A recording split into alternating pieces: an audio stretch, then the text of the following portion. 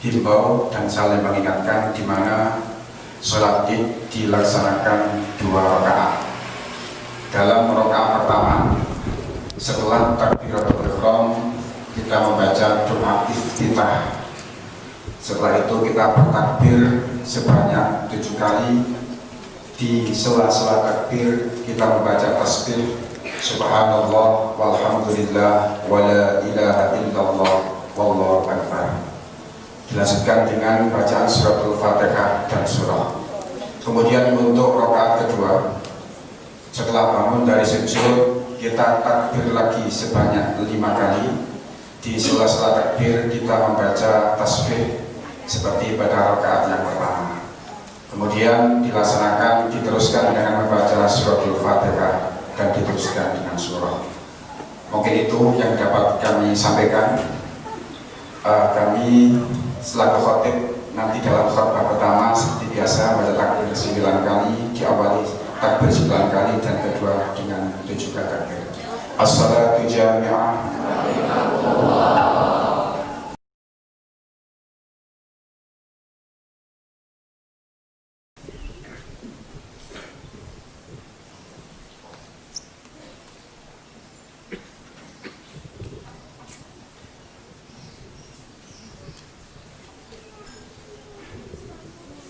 Assalamualaikum warahmatullahi wabarakatuh.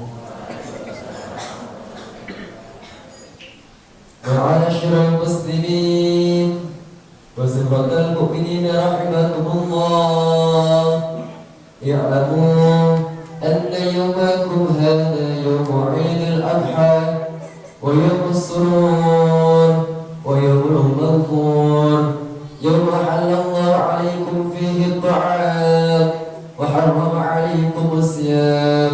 إذا صعد الخطيب على المنبر أنصتوا واسمعوا وأطيعوا رحمكم الله. أنصتوا واسمعوا وأطيعوا رحمكم الله. أنصتوا واسمعوا وأطيعوا رحمكم الله لعلكم ترحمون.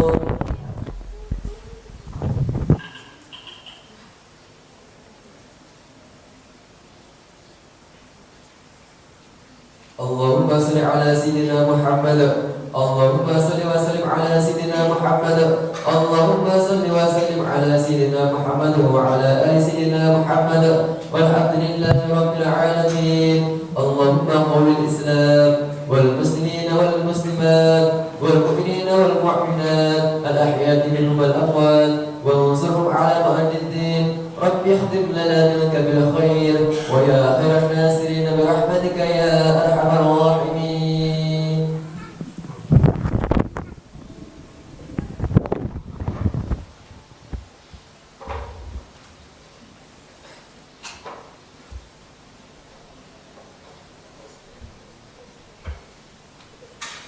الله أكبر الله أكبر الله أكبر الله أكبر الله أكبر الله أكبر الله أكبر الله أكبر الله أكبر. الحمد لله الحمد لله الذي جعل لنا من ديننا ما فيه عبرة لأولي الألباب. أشهد أن لا إله إلا الله وحده لا شريك له الملك الوهاب، وأشهد أن محمدا عبده ورسوله الناطق بالحق وفصل الخطاب. اللهم صل وسلم على سيدنا محمد وعلى آله وأصحابه الأخيار صلاة وسلاما دائمين وسلم تسليما كثيرا. أما بعد أوصيكم وإياي بتقوى الله فقد فاز من اتقى وخاب من طغى. أعوذ بالله من الشيطان الرجيم. بسم الله الرحمن الرحيم. والعصر إن الإنسان لفي خسر إلا الذين آمنوا وعملوا الصالحات وتواصوا بالحق وتواصوا بالصبر. Hadirin jamaah salat Aidil Adha rahimakumullah. Di dalam pagi yang sangat cerah dan sangat segar ini, marilah kita kuatkan azam, kuatkan keinginan dalam hati kita untuk selalu dan selalu meningkatkan ketakwaan, keimanan kita kepada Allah Subhanahu wa Ta'ala. Seiring dengan bertambahnya usia, seiring dengan ilmu yang kita dapat, seiring dengan pengalaman yang kita lalui, sudah sepatutnya dan seharusnya keimanan dan ketakwaan kita semakin meningkat dan lebih baik. Kita sangat berusaha sekuat tenaga untuk bisa melaksanakan apa yang jadi perintah Allah dan menjauhi apa yang jadi larangannya. Hadirin jamaah salat Idul Adha rahimakumullah. Di saat Nabiullah Ibrahim melihat putranya Nabiullah Ismail, di mana beliau sering dengan putranya, memberikan pertanyaan yang sangat menyayat hati, sangat pedih rasanya di telinganya, di mana dalam sebuah ayat dikisahkan, A'udzu billahi minasyaitonir rajim, Rabbi habli minas salihin. Ya Allah, berilah aku anak yang saleh. Nabi Ibrahim sudah lama tidak memperoleh anak, tidak diberi anak oleh Allah Subhanahu wa Ta'ala. Beliau minta kepada Allah, ya Allah, Rabbi habli minas salihin, berilah kepadaku anak yang saleh. Fabasyarnahu bi ghulamin halim. Lalu kami Allah sampaikan berita gembira kepadanya, yaitu akan memperoleh anak yang sabar. Falamma balagha ma'u sa'yu qala ya bunayya inni ara fil manam anni adbahuka fanzur madza tara. Di saat anak yang sangat dicintai itu sudah tumbuh besar, di sana Nabi Ibrahim mengungkapkan dengan ungkapan yang sangat berat, menyampaikan kepada putranya Nabi Ismail, ya bunayya inni ara fil manam, wahai anakku, semata wayang sesungguhnya aku bermimpi bahwa aku diperintah oleh Allah untuk menyembelih kamu. Fanzur, madza tara? Bagaimana pendapat? Qala, Nabiullah Ismail menjawab, ya abati fa'al ma tu'mar. Wahai ayahanda, laksanakan apa yang sudah menjadi perintah Allah yang diberikan kepadamu, telah laksanakan. Satajiduni insyaallahu minas sabirin. Insyaallah engkau akan menemukan aku sebagai orang-orang yang bersabar. Hadirin jamaah salat Idul Adha rahimakumullah. Seorang bapak yang sudah lama menanti mempunyai anak, setelah diberi karunia oleh Allah seorang anak yang saleh, sudah tumbuh besar, Allah merintahkan kepadanya untuk menyembelih Nabiullah Ismail. Bahkan sempat diceritakan dalam sebuah kitab, di saat beliau sudah diletakkan di atas tanah, di atas lobangan yang sudah siap, Nabiullah Ismail berpesan kepada ayahandanya, wahai ayahanda, saya berpesan, tolong lepaslah baju ayahanda. Saya khawatir di saat nanti darah ini muncrat keluar dari leher akan mengenai baju ayahanda. Yang kedua, ayahanda, ikatlah kedua tanganku dan kedua kakiku dengan kencang, agar di saat nanti roh ini keluar dari jasad, gerakanku tidak akan begitu hebat. Ikatlah dengan kencang.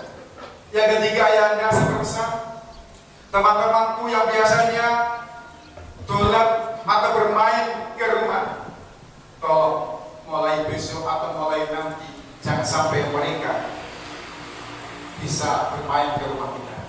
Kenapa? Agar ayahanda dan ibunda tidak teringat-ingat terus kepada. Hadirin jamaah salat Idul Adha rahimakumullah.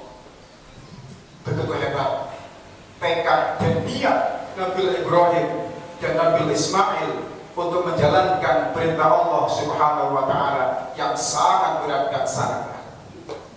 Oleh sebab itu, dalam pagi hari ini kami akan mencoba untuk menjelaskan dahsyatnya niat yang muncul dari hati kita masing-masing. Seberapa kekuatan niat kita, itu semuanya akan dinilai oleh Allah Subhanahu wa taala. Baginda Rasulullah sallallahu alaihi wasallam bersabda dalam sebuah hadis, niyatul mu'mini khairun min amali. Niatnya seorang mukmin itu lebih bagus dibanding amalnya. Kenapa? Karena niat yang keluar dari hati orang yang punya etika yang kuat, keimanan yang kuat kepada Allah Subhanahu wa taala, niat itu benar-benar keluar dari dalam hati yang paling dalam dan murni karena Allah Subhanahu wa taala. Sedangkan setelah ia meniatkan apa yang ia niati dalam hati, diaplikasikan dalam kehidupan, di dalam pekerjaan sesuai dengan niatnya, di sana tidak menutup kemungkinan akan tercampuri hal-hal yang bisa merusak amal ibadah yang ia lakukan. Sedangkan wa amalul munafiq khairun min niyati. Sedangkan amalnya orang munafik itu lebih bagus dibanding niatnya. Karena orang munafik akan melakukan suatu amal, niatnya sudah terkotori dengan hal-hal yang tidak baik.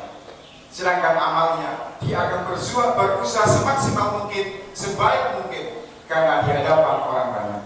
Yang jelas wa kullun ya'malu ala niyyatihi, semua orang itu akan melakukan amalnya sesuai dengan kadar niat yang ada di dalam hatinya. Hadirin hadirat rahimakumullah.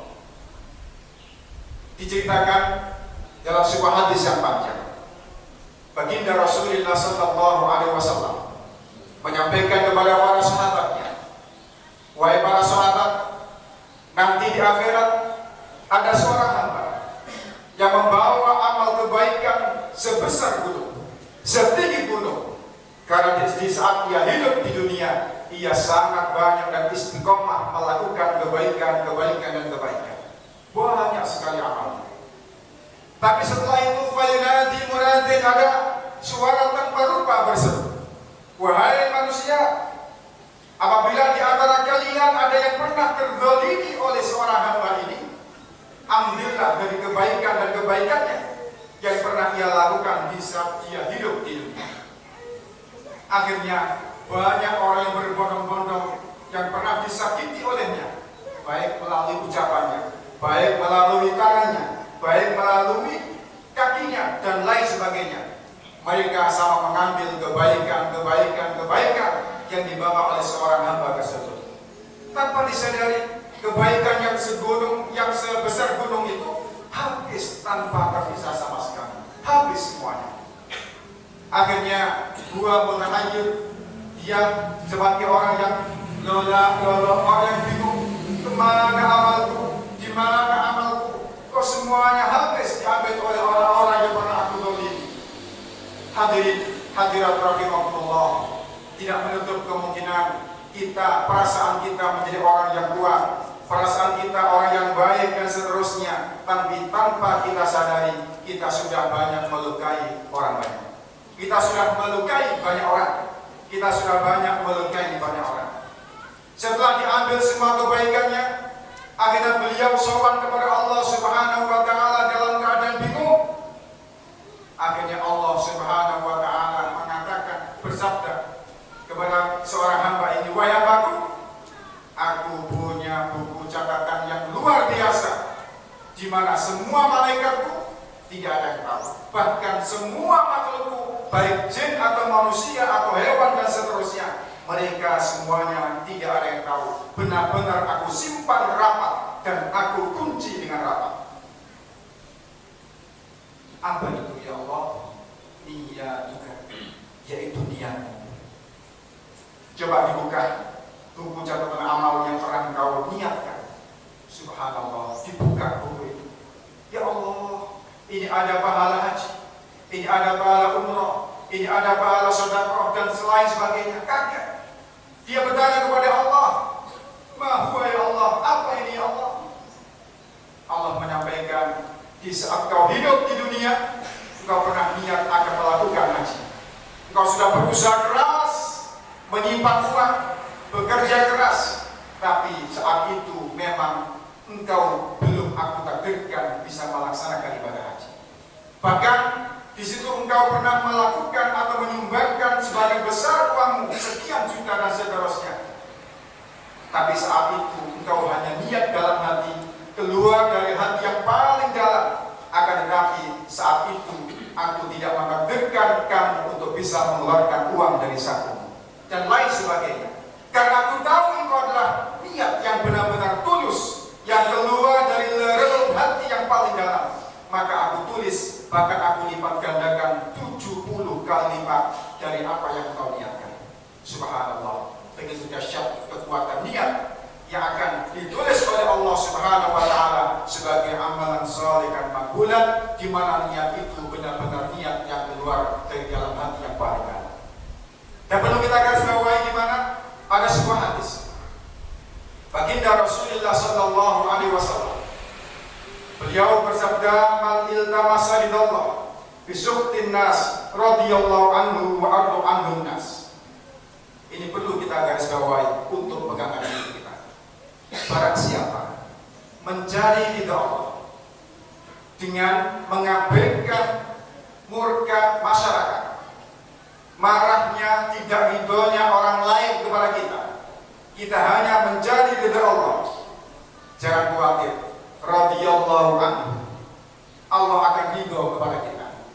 Sekalipun orang lain marah dan tidak senang, bahkan mereka murka dengan kita, tapi karena itu adalah untuk mencari ridha Allah, maka Allah akan ridho. Bahkan wa arda anhun nas, Allah akan meridhokan mereka kepada kita. Tidak menutup kemungkinan ini pernah kita alami.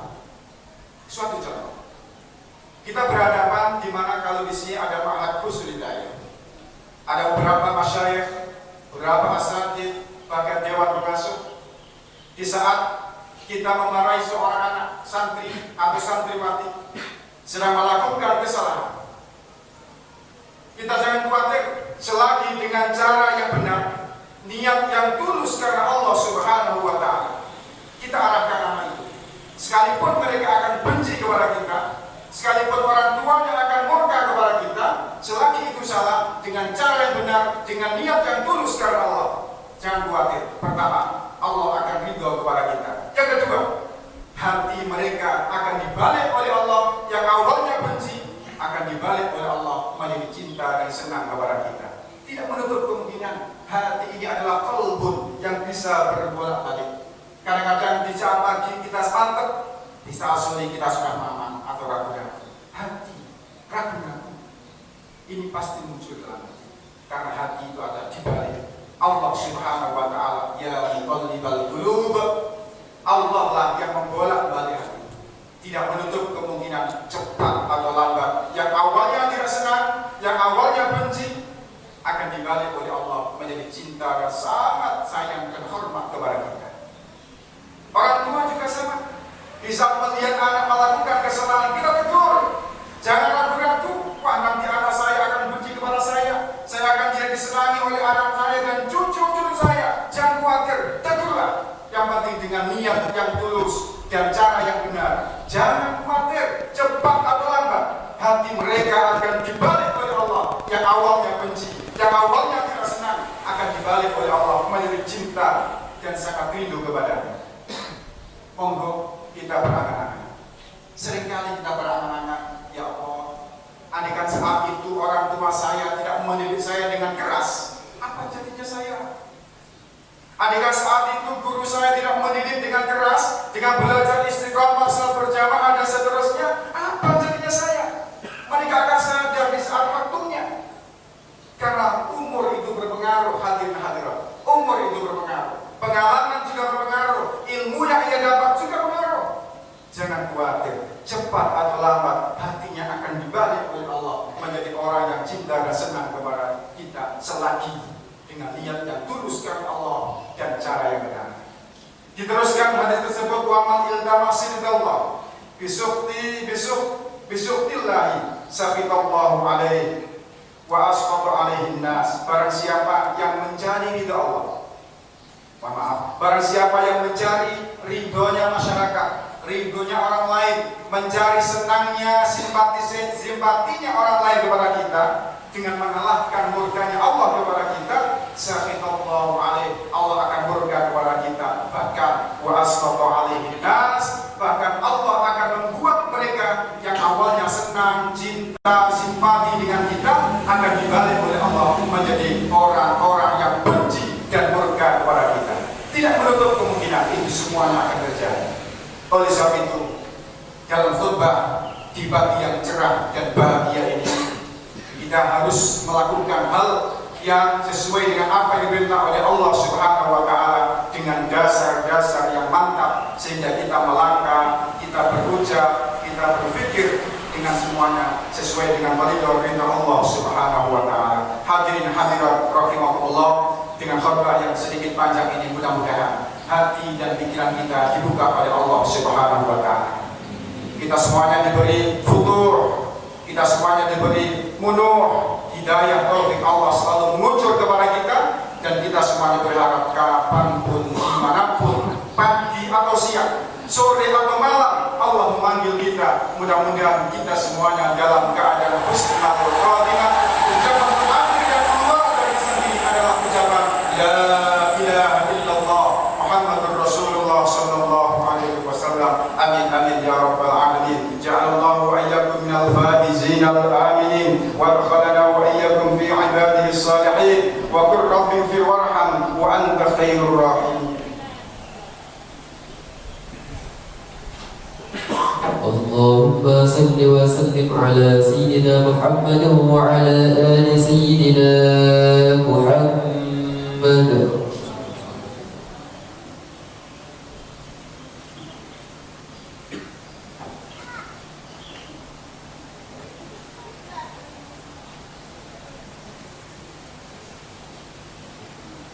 Allahu Akbar, Allahu Akbar, Allahu Akbar, Allahu Akbar, Allahu Akbar, Allahu Akbar, Allahu Akbar. Alhamdulillah, Alhamdulillahilladzi ja'ala al-a'yada bil afrahi was surur wa dha'afa lil muttaqina jazila al-umur فسبحان من حرم صومه وأوجب فطره وحذر فيه من الغرور. أحمده سبحانه وتعالى فهو أحق محمود وأجل مشكور. وأشهد أن لا إله إلا الله وحده لا شريك له شهادة يشرح الله لها لنا الصدور.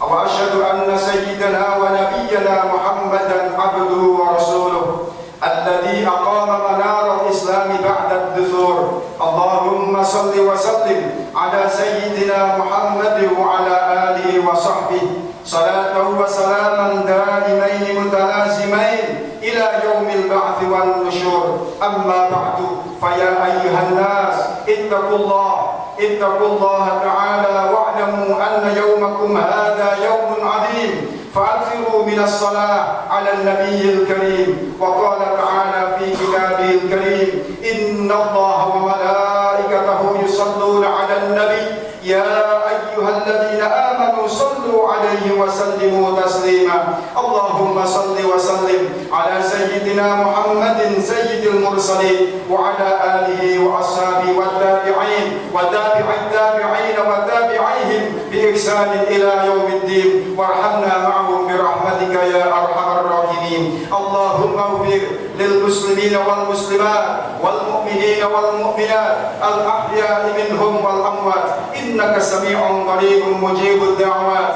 اللهم انصر من نصر الدين واخذل من خذل المسلمين ودمر أعداء الدين وأهلك الكفرة والمبتدعة والمشركين وأعل كلماتك إلى يوم الدين. اللهم اكفنا شر الظالمين واكفنا شر الحاسدين واكفنا شر من يؤذينا وأهلك من أرادنا بالسوء يا أرحم الراحمين. ربنا اغفر لنا ولإخواننا الذين آمنوا الذين سبقونا بالإيمان ولا تجعل في قلوبنا غلا للذين آمنوا ربنا إنك رؤوف رحيم. ربنا لا تزغ قلوبنا بعد إذ هديتنا وهب لنا من لدنك رحمة إنك أنت الوهاب. ربنا آتنا في الدنيا حسنة وفي الآخرة حسنة وقنا عذاب النار. وصلى الله على سيدنا محمد وعلى آله وصحبه بارك وسلم والحمد لله رب العالمين. عباد الله إن الله يأمر بالعدل والإحسان وإيتاء ذي القربى وينهى عن الفحشاء والمنكر والبغي يعظكم لعلكم تذكرون. فاذكروا الله العظيم يذكركم واشكروه على نعمه يزدكم واسألوه من فضله يعطكم ولذكر الله